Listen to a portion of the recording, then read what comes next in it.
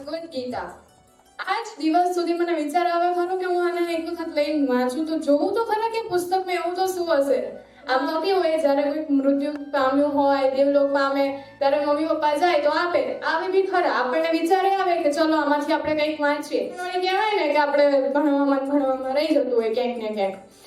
મને થતું હતું કે હું આ વાંચીશ પણ મેં વાંચી નહીં, પ્રયત્ન કર્યો નહીં. પણ ક્યાંક ને ક્યાંક એવું થયું આની અંદર મને કંઈ ખબર એમ પડવાની નહીં. સંસ્કૃત હતું, એક શબ્દ ટ્રાય કર્યો કે ચલો કંઈક ખબર પડશે પણ કાંઈ પડી નહીં. એટલે જોયું ને ગ્રુપમાં આવ્યું SN101 ની અંદર કે યુવા ગીતા કરીને એક કાર્યક્રમ થવાનો છે. એટલે પછી તો થઈ ગયું કે હવે આમાં જવું છે, કારણ કે 3 દિવસની અંદર અધ્યાય એક જોડે જો સમજવા મળતા હોય તો આનાથી મોટી વાત બીજી કોઈ નથી. એટલે આ નિર્ણય છે ને મેં એટલા માટે લીધો કે 3 દિવસની આવી રીતે એનું શેડ્યુલ થાય છે અને પછી કેવી રીતે એને સમજી શકાય એનું ઉર્વિશ સરે સરસ એવું માર્ગદર્શન મને આપ્યું. એના માટે ખૂબ ખૂબ આભાર સાહેબ તમારો. અને આની અંદર આમ કહેવા જઈએ ને તો બધાને જ જવાબ મળી જાય છે ખરેખર. અને મને તો એમ કહેવાય ને કે આ ક્ષણે પણ આમ અત્યારે કાલે હું જતી હતી ને ત્યારે મને ઈચ્છા થઈ હતી કે હું અહીંયા પ્રતિભા માટે નામ લખાઈને જાઉં.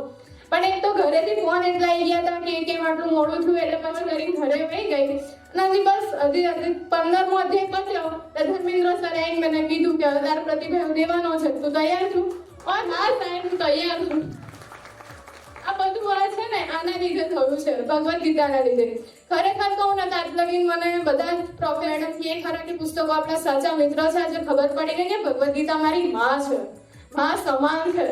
આજે હું આટલું બોલી રહી છું પણ સાથે કોક મારી છે અને તમે બધા આટલા બધા જે લોકો મારી સાથે જોડાયા ને બધા તમારા બધાનો ખૂબ ખૂબ હૃદયપૂર્વક હું આભાર માનું છું. અને ધર્મેન્દ્ર સર એઝ સર્વ નેતૃત્વના ટીમ મેમ્બર્સ એ બધાનો હું ખૂબ ખૂબ ઋણી રહીશ. આભાર સાહેબ.